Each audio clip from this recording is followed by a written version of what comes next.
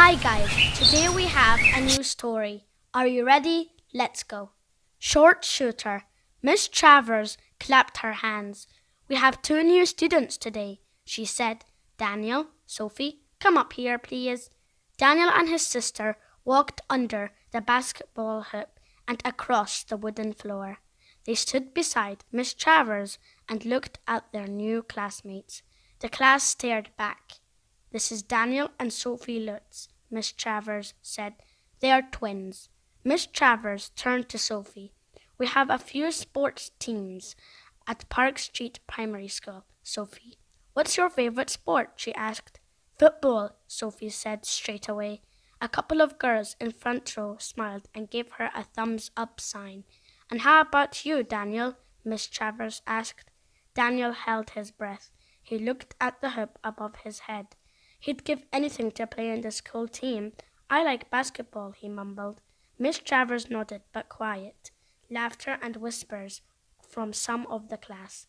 You're too short for basketball, a boy called. Daniel's face felt hot. He's not, Sophie said, defending her brother. He practices with our big brother, Mark, all the time. Miss Travers turned to the boy who'd called out. Get the ball bag, please, Jason, she said. We're playing basketball today. The familiar sound of bouncing balls made Daniel feel calm. He stood in line with the others, shooting at the basket when it was his turn. Balls escaped into every corner of the rim, but Daniel never missed a shot. Miss Travers blew a whistle. Jason and Daniel, come here, please. The two boys stood beside each other in front of the coach. Daniel was a head shorter than Jason. I've been watching you, Daniel, Miss Travers said. I need another player for the basketball team. She bounced the ball to him. If you can get a basket past Jason, you're on the team. Jason laughed. Ready, Shorty? He said. He spread his arms. The class was silent as Daniel stood on his toes to peer over the taller boy's shoulder. The basket looked far away. He took a deep breath. If you can beat Mark, you can beat Jason, Sophie yelled. Jason waved his arms. Come on, Shorty, move. Daniel did. He dribbled the ball and ducked under Jason's arm. He raced toward the basket, but Jason leaped in front of him, keeping his body between Jason and the ball. Daniel turned his back on the taller boy. He sped away from the basket. His mind moved faster than his feet as Daniel worked out a plan. Mark had taught him a new move. It just might work. Could he do it?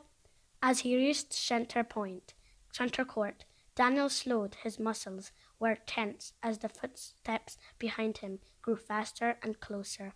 When it sounded like Jason was in full sprint, Daniel stepped to the side and spun around. He raced toward his basket. Hey, Jason, shouted from behind. Daniel threw the ball as Jason skidded to a stop beside him. They both watched the ball sail towards the net. It hit the rim once, twice, and then a third time before it dropped through the hoop and hit the floor. Do you still think he's too short?